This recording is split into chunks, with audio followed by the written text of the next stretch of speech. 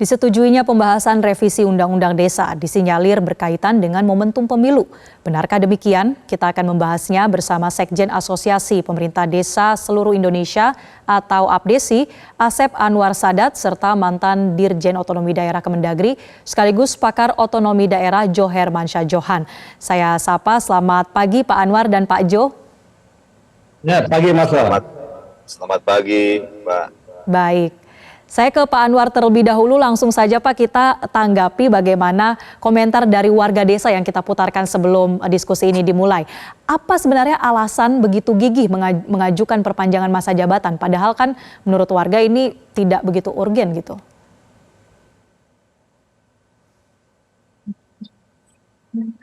Pak Anwar? Siap, Pak. Baik. Apa yang menjadi urgensi dari perpanjangan masa jabatan kepala desa, Pak Anwar? Baik, terima kasih atas waktu dan kesempatannya. Selamat pagi juga buat Prof. Jo Hermansyah, Pak Johan. Begini Mbak, terkait urgensi revisi Undang-Undang Nomor 6 Tahun 2014 ini, saya ini pelaku di lapangan juga. Saya sebagai kepala desa memasuki periode ketiga yang sekarang, ya, yang tentunya banyak hal yang perlu diberikan ruang dan waktu untuk berekspresi, berkreativitas seorang kepala desa itu dalam membangun eksistensi juga perubahan ke arah yang lebih baik di masyarakat. Andai pun ada permasalahan, dinamika, oknum, dan sebagainya kan itu tidak bisa mempresentasikan semua desa. Seperti yang kita tahu bahwa sesuai dengan hasil survei di 37 provinsi sekarang ya, karena DKI itu tidak ada desa, dari total 38 provinsi serta pemekaran Papua itu hanya 700 desa saja yang bermasalah. Itu pun dominasinya terkait permasalahan administrasi juga yang lainnya. Ini artinya apa? Bahwa pemerintah desa bisa membuktikan eksistensinya dalam membangun pembangunan di desa, pemerintah desanya masing-masing. Setelah adanya anggaran dana desa, ini sangat luar biasa pembangunan di desa-desa di seluruh Indonesia, yang tentunya ada akselerasi dalam menumbuhkan pembangunan infrastruktur, pemberdayaan ekonomi, sosial, juga kaitan-kaitan kebutuhan publik yang lainnya. Yang tentunya ketika ini desa bagian yang mendominasi bangsa dan negara ini, di negara kita, yang tentunya perlu skala prioritas dan perlu ruang-ruang yang butuh waktu yang cukup lama untuk membangun pembangunan desa ini. Ya, di sisi lain bahwa rekonsiliasi pasca pilkades ini cukup waktu. Karena apa? Seorang kepala desa itu langsung bersentuhan langsung dengan masyarakat maupun lawan politiknya dari desa, yang tentunya perlu waktu untuk rekonsiliasi, juga berkonsolidasi dalam menjalankan visi misi sebagai seorang kepala desa. Itu saya kira sementara. Oke, jadi menurut Anda butuh waktu yang lebih ya, bukan cuma sekedar 6 tahun kali 3 periode, tapi 8 tahun dikali 2 periode, itu waktu yang cukup panjang untuk pemerintah atau kepala desa. Nah, saya ke Pak Jo. Pak Jo, dampaknya jika kemudian masa jabatan kepala desa ini diperpanjang jadi 8 tahun, bisa 2 periode, apakah itu tidak terlalu lama Pak Jo? Oh iya, memang kalau standar kepemimpinan pemerintahan, di mana-mana ya, di dalam studi governance leadership itu rata-rata 4 tahun, 5 tahun, 6 tahun. Jarang sekali masa jabatan yang 8 tahun. Nah, itu dikhawatirkan dalam teori bahwa masa berkuasa lama-lama bisa menyimpangnya berpanjang-panjang. Artinya masa jabatan yang lama itu, Pak Anwar ya dan kawan-kawan, ada potensi penyimpangannya itu banyak.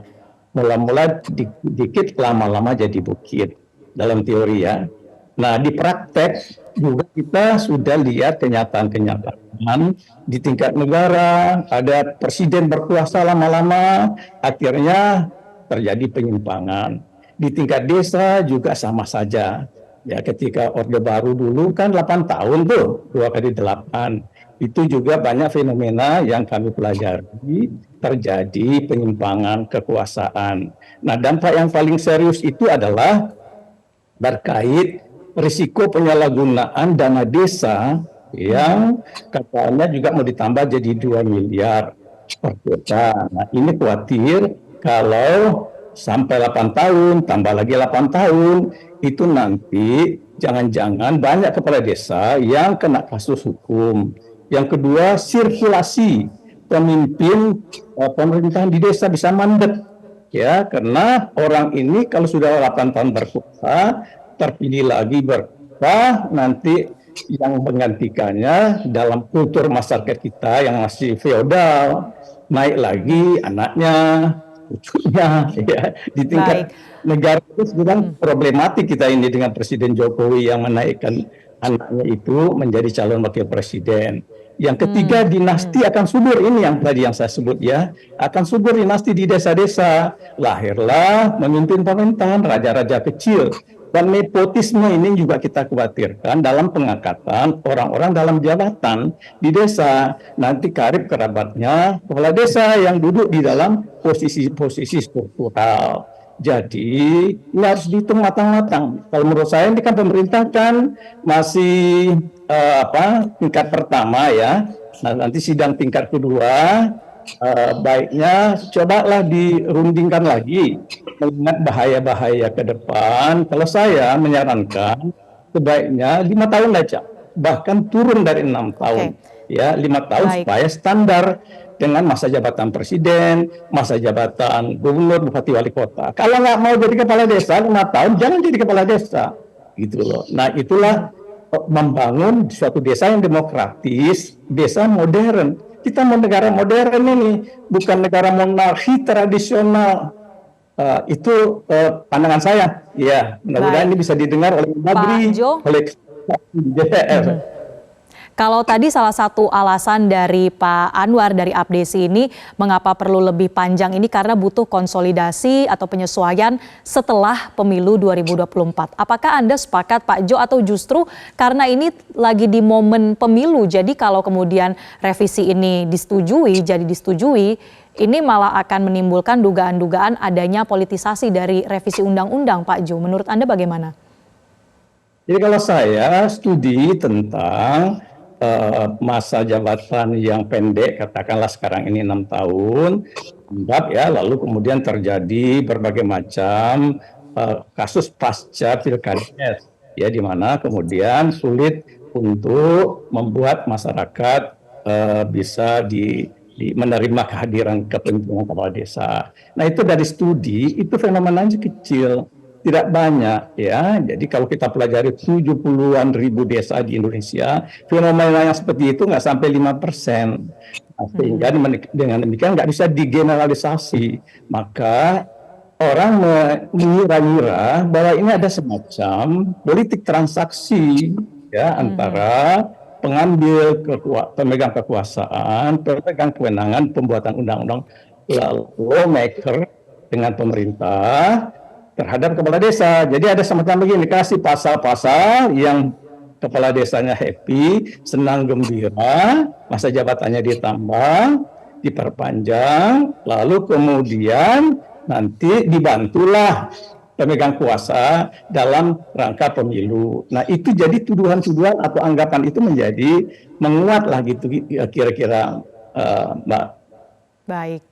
Ya, Pak Anwar, usai jeda saya akan ke Anda juga Pak untuk menanyakan terkait dengan tadi kan ada kemudian data dari warga desa atau tanggapan dari warga desa yang sebetulnya melihat belum ada pendekatan atau sosialisasi kepada warga sebelum kemudian kepala desa minta adanya revisi-revisi dari undang-undang ini. Nah, saya akan minta tanggapan Anda apakah sudah ada evaluasi terkait dengan hal itu sehingga Apdesi salah satunya ini meminta ada revisi undang-undang desa. Tapi usai jeda, tetaplah bersama kami pemirsa di Selamat Pagi Indonesia. Pemirsa, kita akan lanjutkan perbincangan mengenai rencana revisi kedua Undang-Undang Desa. Saya akan ke Pak Anwar Sadat dari Apdesi. Pak Anwar, melihat adanya kegigihan dari Kepala Desa untuk merevisi undang-undang, mendorong DPR merevisi undang-undang desa ini, apakah sebelumnya sudah ada evaluasi terkait yang memang dibutuhkan oleh desa, terutama soal anggaran desa yang ditambah? Buat apa sebetulnya kenaikan anggaran ini? Baik Mbak, saya perlu jelaskan juga terkait oknum dan sebagainya yang berkaitan tentang penyalahgunaan, dan itu tidak bisa digeneralisasi untuk semua desa ya, yang tentunya kami punya data dan persentasinya sangat kecil sekali dibandingkan dengan asosiasi-asosiasi yang lainnya. Selanjutnya bahwa perlu saya paparkan di sini bahwa di desa itu tidak ada anggaran rumah tangga. Anggaran dari desa itu variatif juga gitu. Tidak semua anggaran tiap desa itu sama, tergantung populasi, luas wilayah juga yang lainnya. Dalam hal ini, kami kenapa gigih memperjuangkan bahwa masa jabatan itu harus ditambah, anggaran desa itu harus ditambah. Demi apa? Demi membangun kemandirian juga kedaulatan desa itu sendiri. Yang saya katakan tadi bahwa posisi desa di negara kita ini kan posisi desa yang mendominasi tentang bangsa dan negara ini. Yang tentunya harus menjadi skala prioritas ketika berbicara tentang majunya Indonesia, desanya juga harus maju.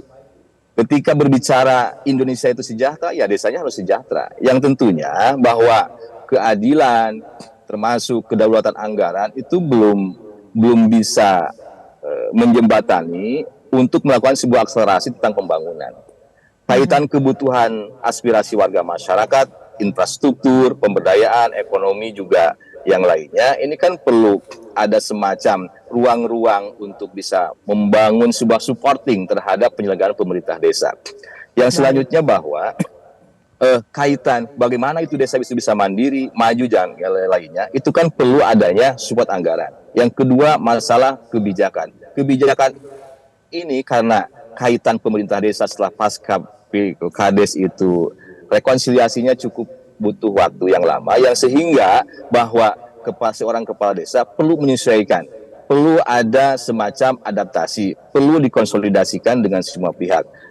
Pola integrasi juga kolaborasi ini membutuhkan waktu juga. Di sisi lain bahwa ketika kita mengkalkulasikan bahwa yang di undang-undang yang sekarang nomor 6 tahun 2014 ini kan 6 kali 3 periode, jumlahnya kan 18. Sekarang 8 kali 2 kan 16. Kalkulasinya kan sama, cuma periodisasinya saja gitu.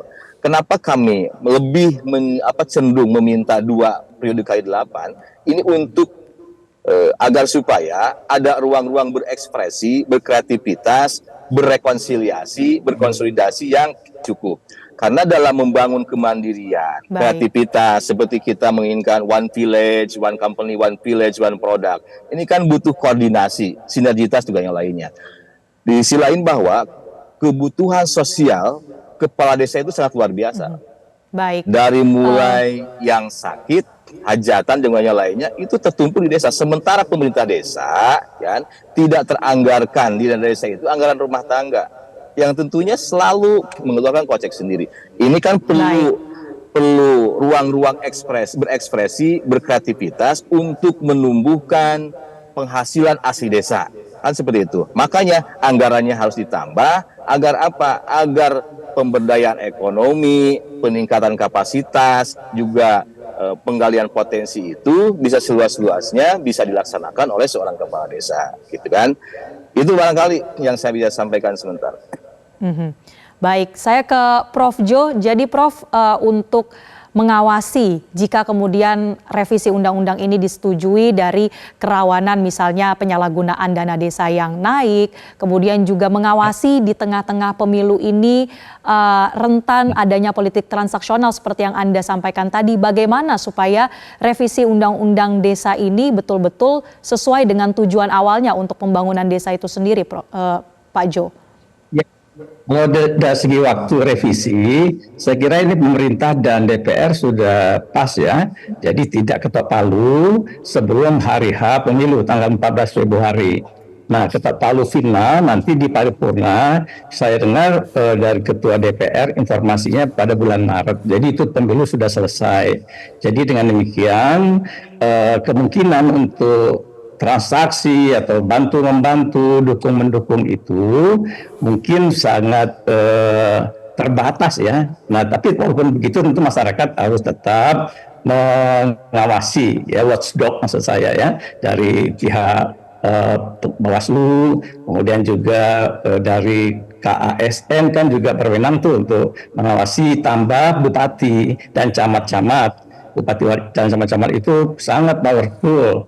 Kalau ada yang terindikasi seperti itu, bahkan kepala desanya di samping diperingatkan 2 kali nggak patuh, itu bisa diberhentikan sementara. Masih bandel, diberhentikan tetap. Itu ada di Undang-Undang Desa nomor 6 2014. Jadi nothing to worry Mbak Marcel ya, dalam konteks yang jangka pendek.